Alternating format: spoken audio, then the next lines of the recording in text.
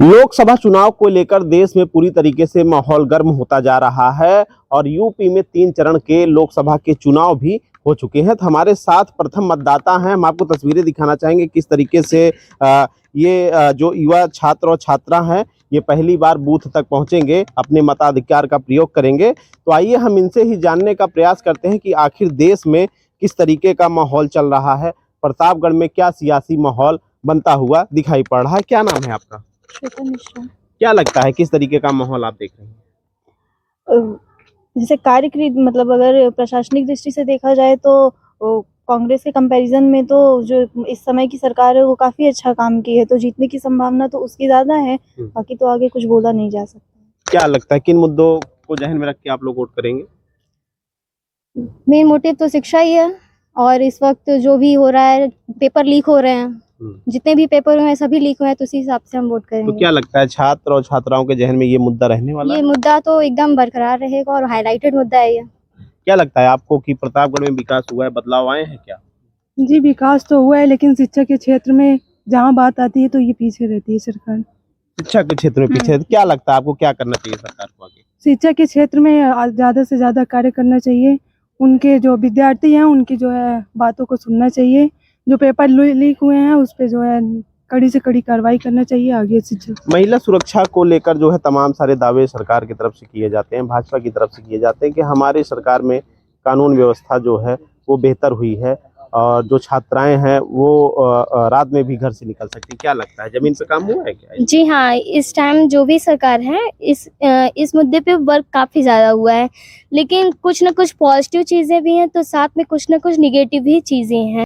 इस समय तो फिर देखा जाए तो सिर्फ भाजपा ही को देखा जा रहा है इस टाइम पे अधिकतर, क्योंकि भाजपा ही काम को देखा जा रहा है इस टाइम पे। अब आप बताइए 3 चरण के चुनाव हो गए, आपको क्या लगता है कि 6वें चरण में प्रतापगढ़ में भी मतदान होना है? प्रतापगढ़ में कुछ भी हो, केंद्र सरकार में मोदी सरकार वापस पुनः आ रही है। क्यों, क्या कारण है? क्या बदलाव देखते हैं? देखिए बदलाव सर आने वाले 5 सालों में और पिछले 10 साल बीते हुए उसमें बहुत अंतर होगा, क्योंकि पिछले जो 10 साल बीते हैं उसमें विकास हुआ है। बीते साल को 2 साल कोरोना रहा, कोरोना काल में भी कुछ विकास हुआ, उससे कोरोना बहुत ज़्यादा विकास को बाधित किया। लेकिन उसके बाद काफ़ी ज़्यादा विकास हुआ। जिस प्रकार से एक जीडीपी का गिरना, कोरोना काल में सब कुछ थम जाना, ठीक है, 2 महीने के लिए, फिर उसके बाद 6 महीने चलना, फिर 2 महीने के लिए थम जाना, इस प्रकार शिक्षा इस पे बहुत ज़्यादा प्रभावित हुई। अगर बात की जाए तो सपा की तरफ से ये लगातार आरोप लगाए जाते हैं कि भाजपा सरकार में बहुत बेहतर काम नहीं हो रहा है या सरकार जो है बेहतरीन ढंग से काम नहीं कर पा रही है। आपको क्या लगता है, काम हुए हैं क्या आपके ग्राउंड? प्रतापगढ़ जनता जो है भाजपा का बहुत सपोर्ट कर रहा है और भाजपा इतना विकास किया है कि हमारे प्रतापगढ़ की जो महिला हैं, महिला इतने सुरक्षित हैं कि आप पूछिए मत। इसके पहले जो है जब सपा सरकार थी, महिला के साथ क्या होता था क्या नहीं सारी सरकार जानती है। विकास इतना हुआ है कि बिजली कम से कम नहीं, बिजली यहाँ पे 17 से 18 घंटा गाँव में जो क्षेत्र में बिजली है, और पानी की सुविधा, सभी प्रकार की सुविधा जो है भाजपा सरकार दे रही है।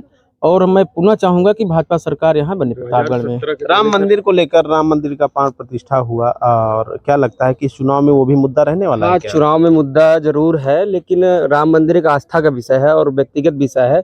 इसको लेकर जो कुछ लाभ मिलने वाला है क्या? भाजपा को कुछ लाभ मिल सकता है, क्योंकि यहाँ पे कई तरह के लोग हैं, सबका अपना अपना अलग अलग विचार है। क्या माहौल लग रहा है आपको प्रतापगढ़? प्रतापगढ़ का ये माहौल है कि शिक्षा, स्वास्थ्य, रोजगार और जो बेहतर कार्य करेगा उसी प्रत्याशी को यहाँ पर चुना जाएगा। तो क्या लगता है कि सांसद जी ने बेहतर काम किया है क्या? तो सांसद जी ने यहाँ पर बेहतर कार्य नहीं किया है। मतलब उनको कई प्रकार से देखें तो वो मतलब कई इलाकों में जाते भी नहीं हैं, और जो भी मामला प्रतापगढ़ में होता है वहाँ पर पहुँचते नहीं हैं, और ग्रामीण इलाकों में अक्सर ज़्यादातर।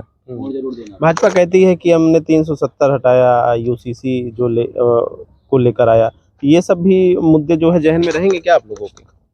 ये सब मुद्दे तो अलग हैं थोड़ा, और सब मुद्दे शिक्षा है, स्वास्थ्य है, रोजगार है। अगर इस पे जो बेहतर कार्य करेगा उसके परिप्रेक्ष्य में वोट यहाँ पर जाएगा बच्चों का। और भी छात्र हमारे साथ हैं।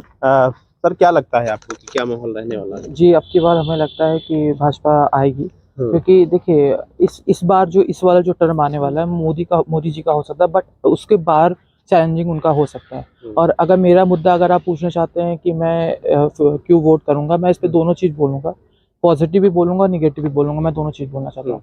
पहला पॉजिटिव स्टांस ये रहा है कि जो हमारे वर्ल्ड में जो नेशनल सिक्योरिटी का जो हमारा मामला है वो सबसे ज़्यादा मतलब पीक पे है। या तो हमारा अगर आप टेररिज्म देखिए, अगर आपका जो आर्टिकल 300 आपका जो 370 हटा है, ठीक है, उससे आपका जम्मू कश्मीर में बहुत ही मतलब वहाँ पे शांति हुई है।